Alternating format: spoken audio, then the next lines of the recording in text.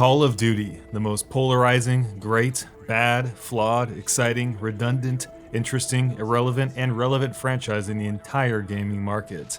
After 17 years in the pipeline, the industry expects a lot from Call of Duty. A well-produced, compelling campaign, a suite of sustainable multiplayer modes with plenty of post-launch support and competitive features, and some manner of cooperative play. That's a lot to ask any studio, let alone one that is dead set on crash landing to the market every 12 months. So could it achieve the impossible task of presenting a bold, well-made Twitch shooter that covered all the bases players expect and end up being loved across the board? Or would it end up just being another yearly jaded release in the catalog, succumbing to the same flaws its predecessors never managed to shake? Today we're going to be looking at Call of Duty Modern Warfare, a game with some great ideas, but definitely one that has an absolute identity crisis. Where is your deer? We left him home to study.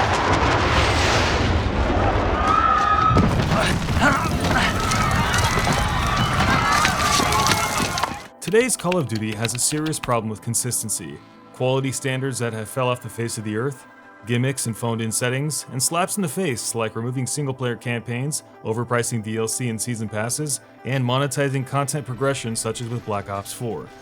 All things considered, Call of Duty is a great franchise with a lot of potential, but subsequent failures and busts have often made the franchise look like more of a joke than it really is. Infinite Warfare, Advanced Warfare, World War II, Black Ops 4, Ghosts, etc. They've left so much to be desired, so much potential yet so under-delivered, either changing way too much shit to appease greater markets or just taking a dump in terms of features or how content is provided or rolled out to players. And the same goes for Battlefield Hardline 1 and 5. Ironically, these are the two AAA giant shooters on the market, but both are not only just in a bad place, but have had subsequently bad offerings back to back to back. Call of Duty was overdue for a fantastic entry. Whispers began to surface of a new COD game, and perhaps this was going to bring COD back to a place people wanted it to be. Less en vogue, less stylish and reaching to the masses, more dark and gritty, tackling moral issues with serious and hard-nosed gameplay and a firm attitude. Activision eventually confirmed on these rumors, and the next game was going to be Modern Warfare, a poorly named reboot of the cult classic, and they showed it to the media behind closed doors prior to its release. Ironically, many of those individuals came out of the showroom, quote-unquote, shocked, uncomfortable, and disturbed, saying that this new moralistic COD takes it too far and dives into too many heavy-handed socio-political issues, as if the game should not take a chance on the reality it wants to portray, and that the world was too sensitive for what it offered. But was it? When can you breathe? We just did. Get down on the ground! Make that steady! When Modern Warfare released, it was soon discovered that COD's new vision had paid off, though not without conflagging serious controversy. More on this in a little bit. Modern Warfare's campaign was generally praised as being a quick-to-please short film of sorts, a collection of well-paced action or stealth scenes supplementing some surprisingly interesting characters in a multi-layered terrorist war effort. Though its cliche story won't win any originality awards, its presentation and mature subject material does make it a breath of fresh air. Modern Warfare covers most of its sensitive issues such as torture, insurgency, chemical warfare, nationalism, patriotism, occupism and foreign ring, forced labor, terrorism, etc. pretty well, and the game is generally always in your face about them, doesn't hide from anything. People get massacred in the streets. During a raid in a house, you have to kill a woman who fires back on you with the gun of her fallen partner. Drop her.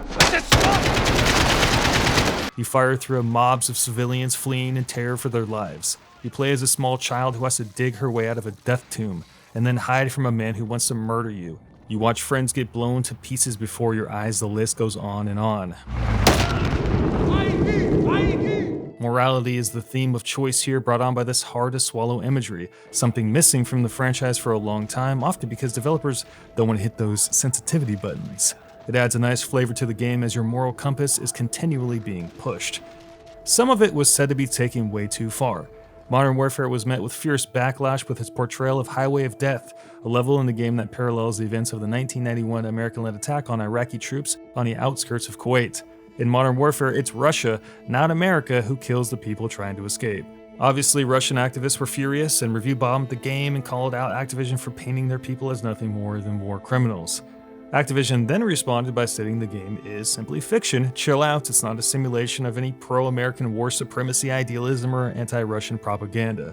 Still though, it makes you wonder why the hell they chose to create this striking parallel of a situation when they had the freedom to create any scenario they wanted. For me, as someone who doesn't know shit about the Iraqi war, I was 100% happy with the game prior to finding out about this level.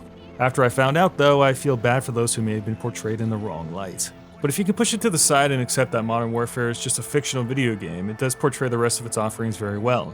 Often the tonal disconnect between playing a fast-paced shooter clashes with its subject material, but here, COD was able to bridge that gap nicely, all things considered. With the new engine in place, these moments do come to life on screen really nicely. Of all the COD games, I think Modern Warfare looks the best and it has the most detail and beauty to it as well. The new ray tracing technology is beautiful. Lighting, smoke, and explosions also look fantastic.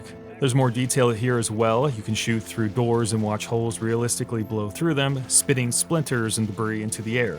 Set pieces are back as well, and they look great. Thankfully though, they're kept to a minimum to retain a more grounded feel of the game. It's about time Call of Duty stepped up its game, and while it certainly isn't the powerhouse that BF5 is, it's a great compromise with the new engine.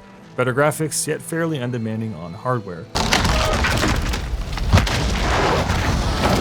This extends to the gunplay and the movement system too. In Modern Warfare, you have all the basic functionality you expect, but it's enhanced in small ways. Sliding now feels tight and responsive, you can reload now without having to drop your weapon, and you can mount guns on the sides of walls to peek around corners.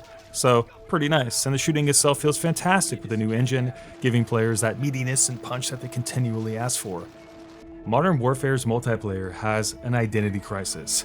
On one hand, it is Call of Duty with its fast-paced action and small maps, but on the other hand, it sort of wants to be like Rainbow Six Siege with extremely low time to kill, loud footsteps, corner peeking, and level design that promotes camping.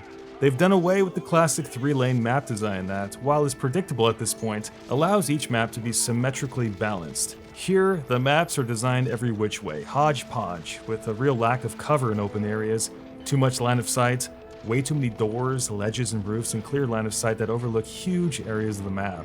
When you combine that with the low time to kill, extremely low time to kill, one frame in fact sometimes, and loud footsteps, every doorway, window, and small ditch becomes a tantalizing prospect for camping, and the objective game modes suffer the most because of this. It's unfortunate that COD has gone back to kill streaks. Score streaks was a better system and had been perfected with prior entries. Now it's kill streaks, so in order to call in bombs, copters, and UAVs and all the cool stuff, you'll need to string kills together, promoting again corner camping. It's likely that Infinity Ward knew this would be a problem as they included the Point Man perk to flip this around, though was committed to locking it behind a level 49 perk slot.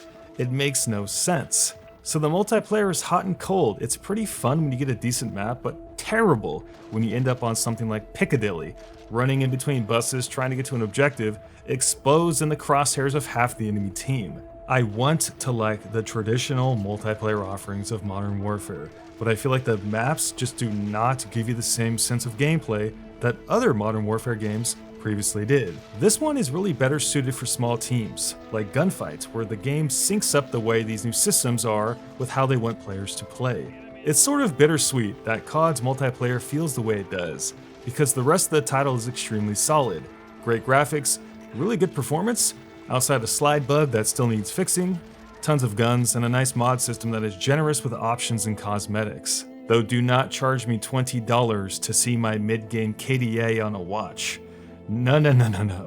The best part about the new COD game is that instead of the dreaded season pass or paid for maps that divide the community, Modern Warfare goes with the traditional store and battle pass. Here you can buy blueprints for guns and cosmetics for operators with COD points. Since we're never going to live in a time where there's not some sort of extra monetization system slapped onto the side of just about every AAA box, you have to ask yourself, what's a good compromise? And I think this is as close as it's gotten with Call of Duty so far, so thumbs up, I guess. In the end, Modern Warfare turned out to be the best reviewed game in the franchise in nearly a decade, though the aforementioned controversy in Russia has resulted in a Metacritic user score that would make any grandma cry. In its first 3 days, Modern Warfare set a new record for the company by banking $600 million in sales, $50 million more than the next game in line, which was Black Ops 3. Thus, not only was it the top-selling new premium game release of 2019, but also the biggest-selling digital opening in Activision history, and the best-selling COD game on PC. 2 months later, as of December 18th, the title had increased its total sales to over $1 billion. Again, another company record. Shocking. This equates to roughly 16.5 million units sold, minus discounts and revenue earned from COD points and the COD Battle Pass. If we subtract a modest 3 to 5 million from the total in lieu of this, Modern Warfare has already caught up to total sales of Black Ops 4, which has been on the market for an additional year, though viewership interest on Twitch plummeted a few weeks after launch.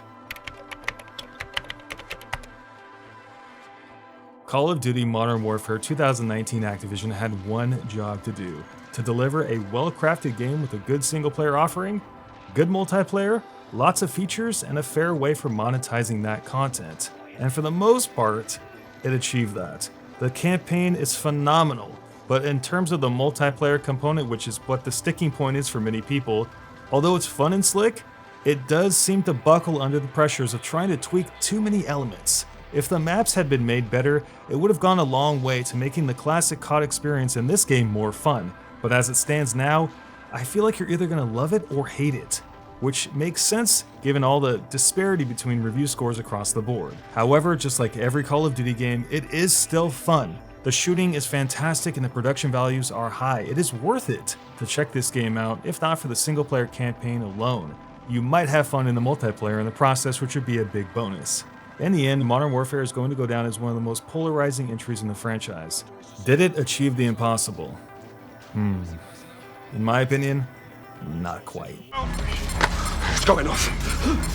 I can't get it. No time! Come in! Wait! What are you doing? No! No!